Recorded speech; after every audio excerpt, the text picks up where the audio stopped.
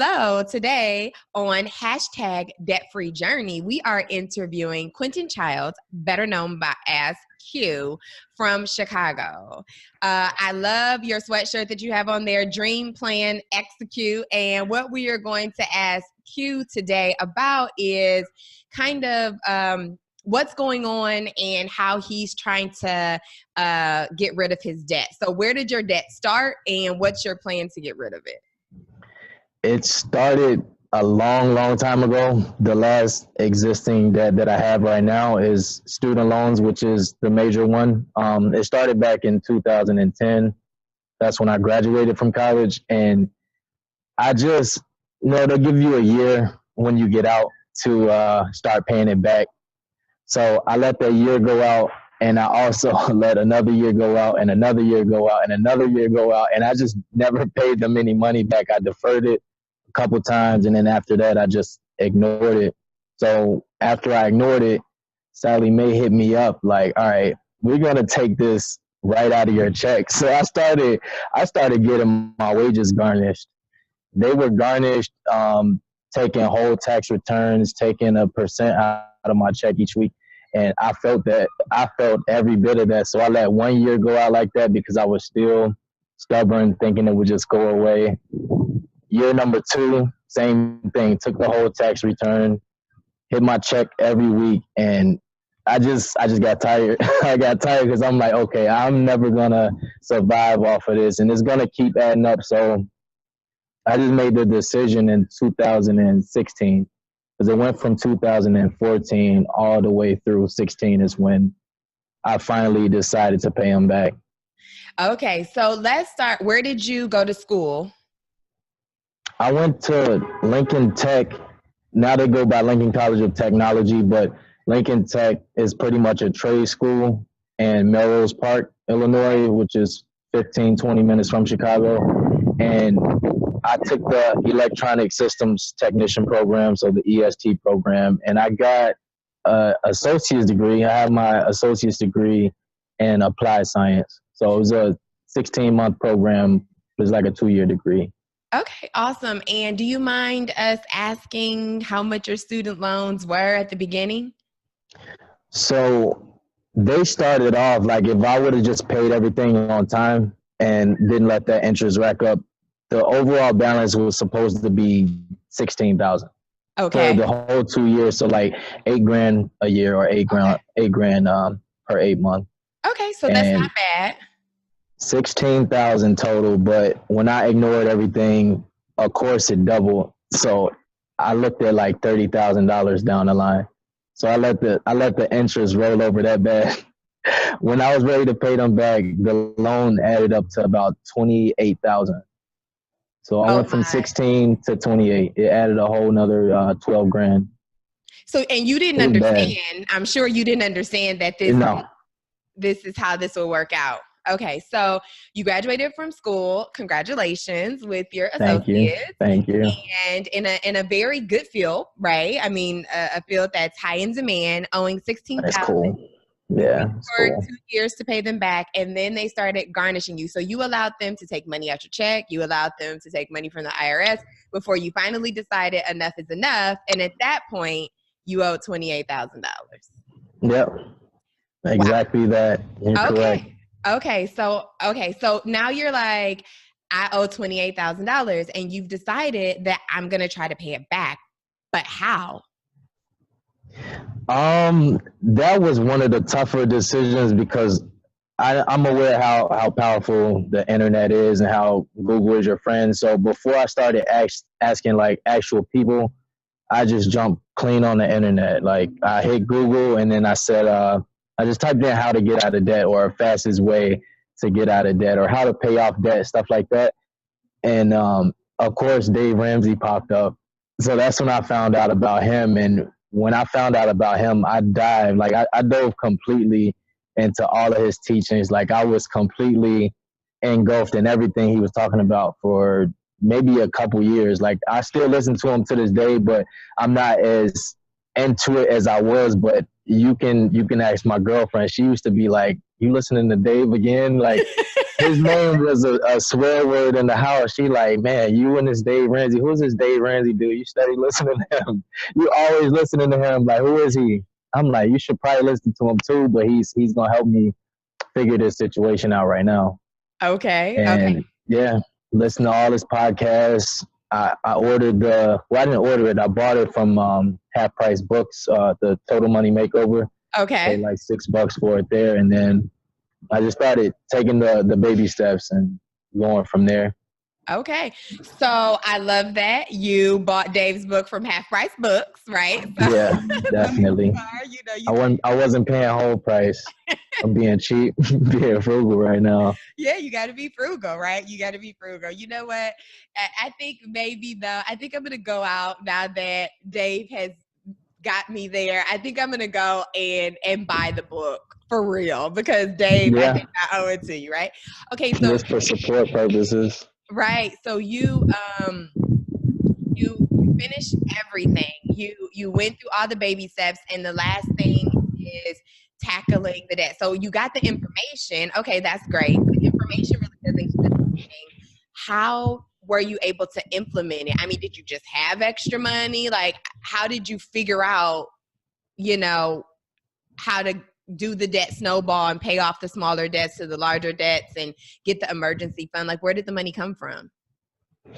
So when I first started back in 2016, I was only working one job, and back then the one job was my full-time job that I still have. I was only making 25,000. I was still living at home with my dad, but I had just moved out at that time, so I wish I would have known what I know now. I would have still been at my pop's house, but anyway, I just listened to him thoroughly, read all the books, and I made a budget for the first time in my life at 27 years old. I didn't know what a budget was. I had no idea. And though I didn't know how to do it, I knew that if I wanted to change my situation, I had to do it. So I just did it the best way I knew how. I made the best budget. I did the zero based with the envelopes at one point, and then once I found out that Dave actually had a app, like a budgeting app, the Every Dollar app, I downloaded that and I started using that, and that was more like that was easier for me. It was more user friendly, and I could do my budget better with that one. So I just used the app. So did you find that you actually did have extra money once you actually did a budget and you saw where you were spending money? I did, and it got me like really excited. My mind was blown. I'm not even gonna lie. Like I'm like, okay, so this where this money was going, or it felt like I got a raise. Like he said, when you make the budget, it literally felt like that. And then I was walking around with my chest all out, like I knew what I was doing, and I tried to tell other people, but they were looking at me like, okay, so what? You made a budget, like whoopee, and I'm like, no, but you don't understand. So then I had to just keep it to myself and keep it moving. But yeah, that budget really worked for me. Okay. Okay. So you have one job and you wanted to accelerate it, I guess. So when did the next job come in?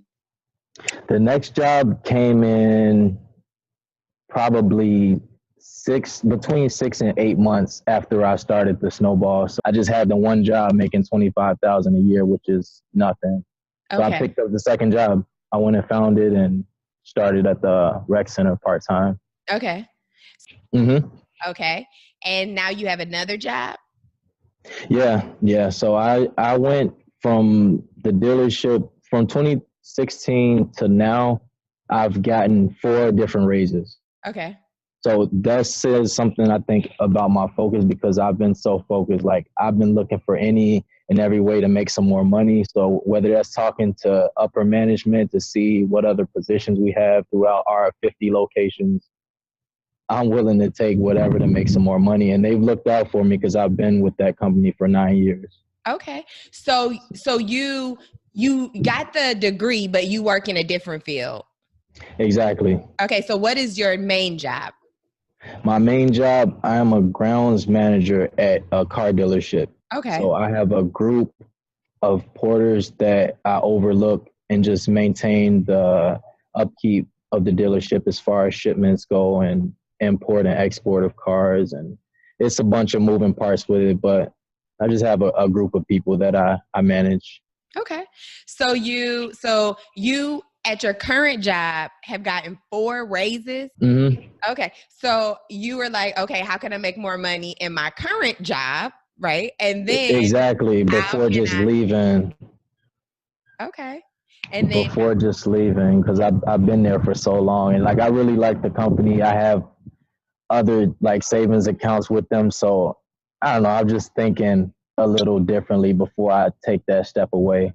okay. And then now you have a third job? Yes. Okay. Yes. So what's So that? I put a 2 weeks notice in at the rec center. So the actual third job is going to replace the rec center. But after the 2 weeks roll away, then I'll be working at Menards part time actually. Okay. So there's a Menards a minute and 20 seconds from my house. So I can Okay. walk to work. I don't have to drive anymore, and I'll save that gas that I was spending to get to the rec center. Okay. Very Yeah. smart. So I mean, you are saving everywhere. I'm trying. I'm trying. So you started off at about $28,000 in 2016. Do you mind us asking where you are now in your journey? Right now, my current annual income is 46K. You went 46K. from $25,000 to $46,000. Correct. Correct. Correct. Do you think it was possible? No, I didn't even know. Like I didn't intentionally try. Like I knew I needed to make more money, but I didn't know it would be pretty much doubling my income. Okay. And I'm still every year I try to go up, and it's like as much as I can go, I try to go, but without burning myself out or doing too much. Right. Okay. I mean, because in one of your videos, you took your parents to see Hamilton, took them out to a nice Mm-hmm. dinner. So it's important that even while we're on our hashtag debt free journey, that we still take time to enjoy ourselves and to treat ourselves and our loved ones every once in a while. Right. I mean, I agree with that. And even when because I'll get so locked in to the point where I won't do nothing, but it would take an outside force like my girlfriend to say, hey, we need to go do something, or I want to go see this. And I won't resist. I'll just be like, you're right. I have been locked in. Let's go do that, because 9 times out of 10, I need it too. So right. just make sure that it's the right thing and not over the top. But So now you make $46,000 a year. So how much money do you have left on your student loans? right now I have 10,000, well, approximately 10,300. So I haven't made my payment for this month yet. So the payment I make this month will knock it down to about 9,000, and then I'll be right around 9,000 and something, basically. Oh man, Q. I mean, I know I just met you virtually, but that's exciting. And you were able to double your income pretty much, or close to it. And Correct. you were able to knock down $18,000 in student loan debt. Yeah. Yeah. Okay. And how do you feel about yourself, right? I mean, did you have anxiety before when the garnishing was going on and you weren't going to get income tax? I mean, how did you? I did, because it hurt. Like it felt somewhat personal. I know I shouldn't take it personal because it's just business when you really look at it, but I felt betrayed or violated or something. Like why, like how did you just going in my account without my permission, taking my hard-earned money, but then I had to get over that quick. Like, you know what? I took the loan out. I owe that money back. I got to do what's right, whether they got to take it or not. Business is business, and I just had to chalk it up to that, basically. Okay, so do you feel a sense of relief now that you're actually current with your loan payments? How did you feel before when you were kind of running from your payments? I do feel relieved, and I feel seasoned, really, because it's been a couple years, and the first year it was tough. When is your goal to be debt free?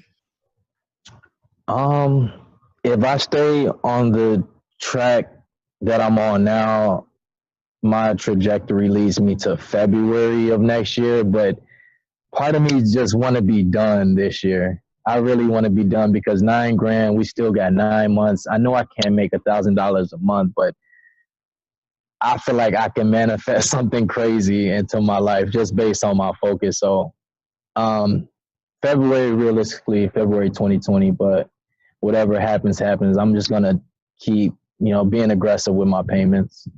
Okay. So are you a part of a community at all? Do you follow any other people on YouTube? Do you read any blogs or, I'm definitely into the community heavy. I follow a bunch of financial YouTubers. I'm in a couple Facebook groups, Instagram. All I do is search the hashtag Debt Free Journey, or I'll search financial freedom or financial literacy. That's all I really pay attention to because that's what that's what I'm focused on basically. So anything as far as like your basic Netflix or your reality TV, I might put that to the back burner while I'm focused on this 9 times out of 10. But YouTube for sure, IG, Facebook groups, and they support me just as much as I support them, and I feel like it's necessary. Right. Because people in your everyday life, I mean, I was fortunate to have in my everyday life a community of people that thought the same way, but they just might not appreciate what you're doing. And so when you have people that really appreciate what you're doing, it really encourages you to keep going. So I do have one other question for you. So, there are a lot of people that are still in the situation, right, where they're ignoring their student loans or, they're getting garnishy and they still feel like, why are you taking my money and those type of things. Mm-hmm.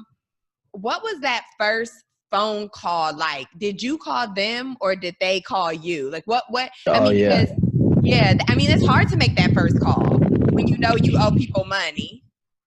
Yeah, but I ran for them long enough, so I just had to man up. Basically, like I said, I graduated in 2010.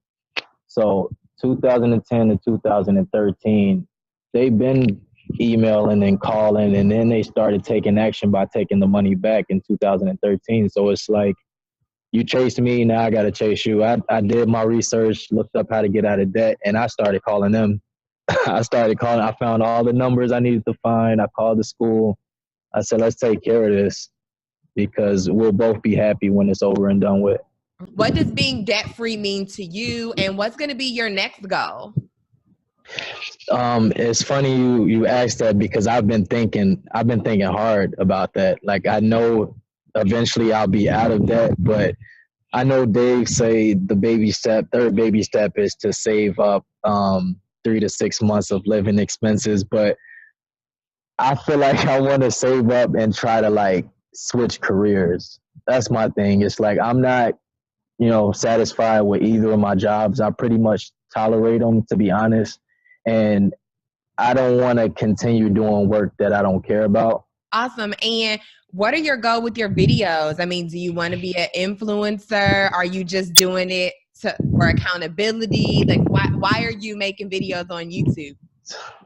It started off as just accountability, and naturally it progressed into, people telling me how my story connects and people resonating with my message. And I've always been that type of person. Like I seek motivation myself. So whenever I'm not motivated, I go look for those YouTube videos of how to stay motivated. I listen to those podcasts, and I figure like my story is unique.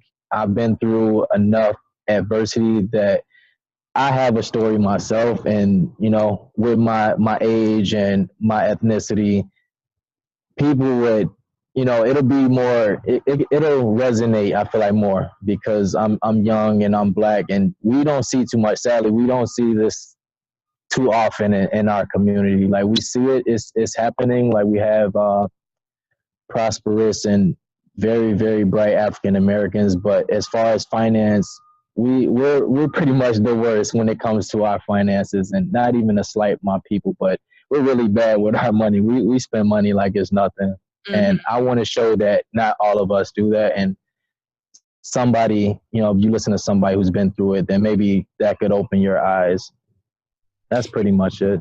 It's true. It's true. You know what I like about you? I like the fact that it's real, right?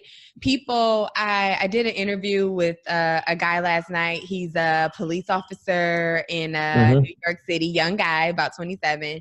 And he said a word that I'm really going to put in my vocabulary. He said nonsense, right? So when people think about I'm only making $25,000 a year, there's no way that I can pay back $28,000. And most people would say, you're right. But you said nonsense.